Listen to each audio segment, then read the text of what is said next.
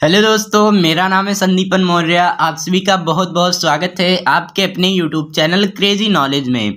तो दोस्तों, आज के इस वीडियो में क्लास 12th बायोलॉजी के संपूर्ण किताब से 10 महत्वपूर्ण प्रश्न को देखने वाले हैं, जो कि आप सभी के 2024 बोर्ड एग्जाम के लिए काफ़ी ज़्यादा महत्वपूर्ण ये क्वेश्चन है। तो आप सभी लोग जो है इस वीडियो को शुरू से लेकर अंत तक देख लीजिए। मैं एकदम बेहतरीन तरीके से सारे प्रश्नों के उत्तर को बताने वाला हूं। तो चलिए आज के इस वीडियो को स्टार्ट करते हैं। तो देखिए, जो पहला प्रश्न है वो क्या है। तो पहला प्रश्न है, लघु बीजाणुधानी की सबसे भीतरी परत क्या कहलाती है। तो लघु बीजाणुधानी की सबसे भीतरी परत को क्या कहते हैं, आप सभी को बताना है। तो जिसको जिसको पता है वो पहले भी कमेंट कर सकते हैं। तो आइए इसके उत्तर को जानते हैं। तो देखिए, लघु बीजाणुधानी की सबसे भीतरी परत को टैपिटम कहते हैं। क्या कहते हैं? टैपिटम कहते हैं।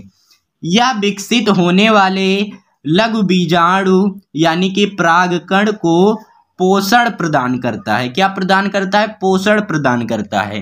तो अगर आप सभी के एग्जाम में आ जाए कि लघु बीजाणुधानी की सबसे भीतरी परत क्या होती है, परत क्या होती है, तो आई होप कि आप सभी लोग जो है इसका उत्तर दे देंगे।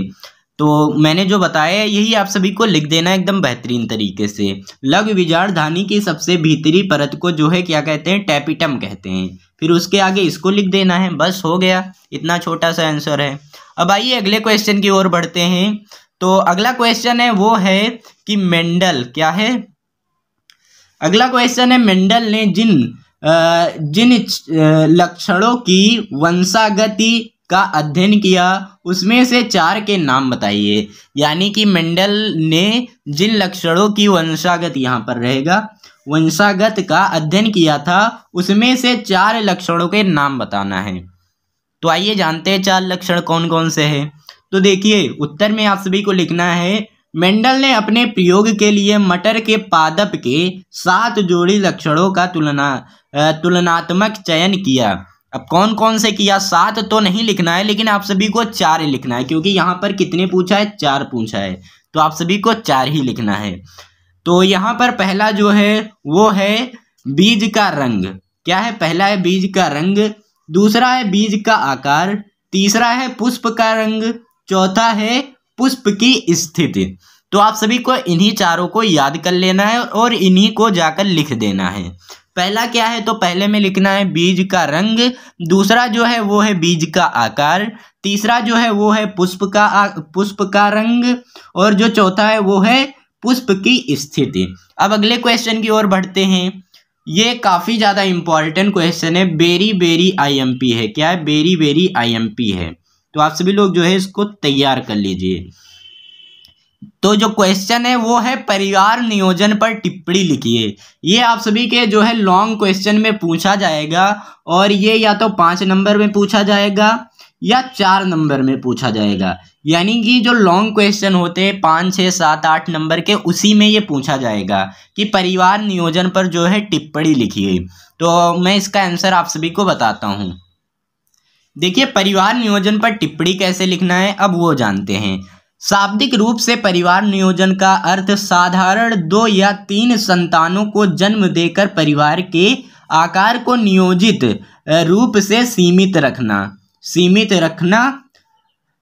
समझा जाता है। परिवार नियोजन में आप सभी को क्या लिखना है कि शाब्दिक रूप से परिवार नियोजन का अर्थ जो है साधारण 2 या 3 संतानों यानी कि बच्चे को जन्म देकर परिवार के आकार को नियोजित रूप से सीमित रखना समझा जाता है। परिवार नियोजन से तात्पर्य ऐसी योजना से है जिसमें परिवार की आय, माता के स्वास्थ्य, बच्चों के समुचित पालन पोषण तथा शिक्षा को ध्यान में रखते हुए उपयुक्त समय पर एक आदर्श संख्या में संतानों को जन्म दिया जाए, तो इसे ही परिवार नियोजन कहते हैं। तो इसे ही परिवार नियोजन पर टिप्पणी आप सभी लोग कुछ इस प्रकार से लिख सकते हैं। ये आप सभी को जो है 5 नंबर में पूछा जाएगा, तो आप सभी लोग इसको तैयार कर लेना, काफ़ी ज़्यादा इम्पॉर्टेंट है। अब आइए अगले क्वेश्चन की ओर बढ़ते हैं फ्रेंड्स। तो अगला जो क्वेश्चन है वो है जीन की परिभाषा लिखिए। क्या है जीन की परिभाषा? ये तो आप सभी लोगों ने पढ़ा ही होगा, और जिसने भी नहीं पढ़ा है तो वो अब पढ़ लें और इसको तैयार कर लें, काफ़ी ज़्यादा इम्पोर्टेंट है 2024 के लिए। ठीक, तो आप सभी लोग जो है इसको तैयार कर लीजिए, जीन की परिभाषा। तो आइए जानते हैं जीन की परिभाषा क्या है। तो जीन गुणसूत्र पर स्थित एक रचना है जो किसी आनुवांशिक गुण की पीढ़ी दर पीढ़ी स्थानांतरित करती है। क्या करती है? पीढ़ी दर पीढ़ी, यानी कि पीढ़ी दर पीढ़ी स्थानांतरित करती है, यानी कि एक पीढ़ी से दूसरे पीढ़ी में। तो यह वंशागत की इकाई है। जीन शब्द का प्रतिपादन जॉनसन ने किया था। जो जीन शब्द का प्रतिपादन था वो किसने किया था? तो वो जॉनसन ने किया था, जॉनसन। आप सभी लोग इसको याद कर लेना, ये आप सभी के जो है ऑब्जेक्टिव क्वेश्चन में भी पूछा जा सकता है, तो आप सभी लोग जो है इसको तैयार कर लेना। अब आइए अगले क्वेश्चन की ओर बढ़ते हैं फ्रेंड्स। तो अगला जो क्वेश्चन है वो है 5वां नंबर क्वेश्चन। तो ये क्वेश्चन क्या है? क्वेश्चन है मनुष्य में लैंगिक संबंधों द्वारा पोषित किन्हीं दो रोगों के नाम लिखिए। आप सभी को जो है मनुष्य में लैंगिक संबंधों द्वारा जो है किन्हीं दो रोगों के नाम लिखना है। तो जिसको जिसको पता है दो रोग वो कमेंट कर दें। तो अब आइए जानते हैं इसके दो रोग। देखिए, मनुष्य में लैंगिक संबंधों द्वारा पोषित दो रोग, पहला जो है वो है एड्स के बारे में आप सभी लोग जानते ही होंगे। नहीं जानते हैं तो इसके लिए एक बेहतरीन सी वीडियो बनाएंगे, उसमें आप सभी को समझाएंगे कि एड्स क्या होता है, आखिर ये कौन सा रोग है, कैसे होता है ना। तो इसकी कंप्लीटली जानकारी आप सभी को उस वीडियो में दे दिया जाएगा। और दूसरा है वो है उपदांश। क्या है? उपदांश है। अब अगले क्वेश्चन की ओर बढ़ते हैं फ्रेंड्स। तो अगला क्वेश्चन है 6 नंबर क्वेश्चन है, वो है हीमोफीलिया को बिल्डर रोग क्यों कहते हैं? हीमोफीलिया को जो है बिल्डर रोग क्यों कहते हैं? तो आइए अब इसके बारे में जान लेते हैं। तो देखिए, हीमोफीलिया रोग में रुधिर का थक्का बनने से संबंधित एकल प्रोटीन का अभाव होता है। क्या अभाव होता है? इसके कारण रोगग्रस्त व्यक्ति के शरीर की छोटी सी चोट से रुधिर स्त्राव बंद नहीं होता है। इस कारण इसे जो है रुधिर का स्त्राव रोग कहते हैं। रुधिर का क्या कहते हैं फ्रेंड्स? स्त्राव रोग कहते हैं। अब अगले क्वेश्चन की ओर बढ़ते हैं। तो फ्रेंड्स जो 7वां नंबर क्वेश्चन है वो है वंशागति का क्रोमोसोम किसने दिया था? तो जो है बावेरी तथा सटन ने 1902 ईस्वी में वंशागति का गुणसूत्रीय मत प्रतिपादित किया। फ्रेंड्स इसका आंसर क्या होगा? इसका आंसर होगा बावेरी तथा सटन ने 1902 ईस्वी में वंशागति का गुणसूत्रीय मत प्रतिपादित किया। अब आइए अगले क्वेश्चन की ओर बढ़ते हैं फ्रेंड्स। तो अगला क्वेश्चन है वो है एलर्जी किसे कहते हैं? क्या है? एलर्जी किसे कहते हैं? एलर्जी ये बहुत ही ज़्यादा इम्पॉर्टेंट है। आप सभी ये जितने मैं बता रहा हूँ ये सभी इम्पॉर्टेंट है अपने आप में। आप सभी लोग जो है इन सभी को तैयार कर लीजिएगा, क्योंकि आप सभी का जो एग्ज़ाम है वो बहुत ही ज़्यादा नज़दीक आ चुका है। तो आप सभी लोग जो है इसको नोट कर लीजिए, कॉपी में बेहतरीन तरीके से एकदम तैयार कर लीजिए। अब आइए जानते हैं कि एलर्जी किसे कहते हैं। तो देखिए, किसी एंटीजन या पर्यावरणीय पदार्थ के प्रति प्रतिरक्षा तंत्र की अतिक्रियाशीलता को एलर्जी कहते हैं। एलर्जी किसे कहते हैं? अगर आप सभी के पेपर में आ जाए तो आप सभी लोग क्या लिखेंगे? ऐसी या पर्यावरणीय पदार्थ के प्रति प्रतिरक्षा तंत्र की अभिक्रियाशीलता को एलर्जी कहते हैं। एलर्जी उत्पन्न करने वाले पदार्थ को एलर्जेन कहते हैं। क्या कहते हैं फ्रेंड्स? एलर्जेन कहते हैं। अब अगले क्वेश्चन की ओर बढ़ते हैं। तो फ्रेंड्स जो अगला क्वेश्चन है वो है 9 नंबर क्वेश्चन क्या है? इसमें है वायरल रोगों से क्या तात्पर्य है? किसी रोग का नाम बताइए।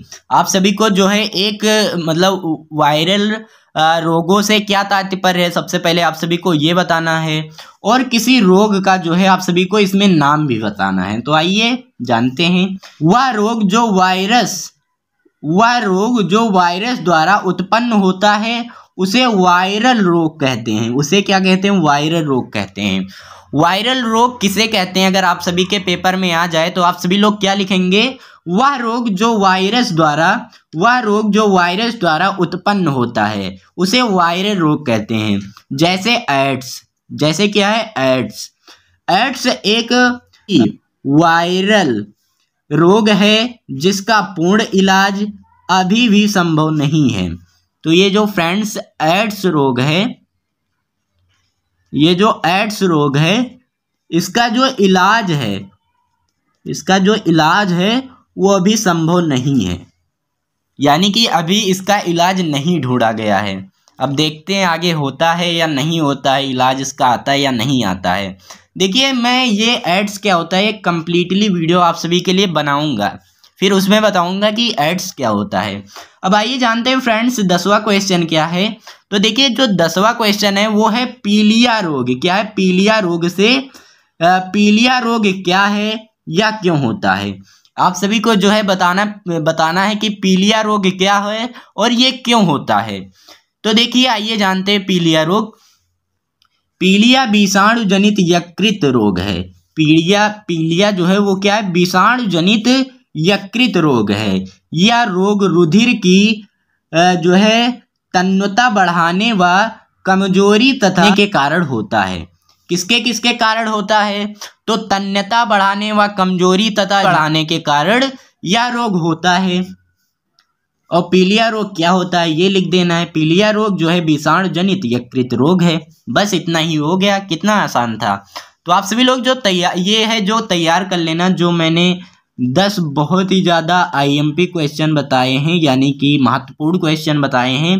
ऐसे में आप सभी के फिजिक्स का लाऊंगा, केमिस्ट्री का लाऊंगा, इंग्लिश का लाऊंगा, हिंदी का लाऊंगा। तो आप सभी लोग जो है इस चैनल को सब्सक्राइब कर लीजिए। तो फ्रेंड्स, मिलते हैं कोई और नए वीडियो में नए टॉपिक के साथ।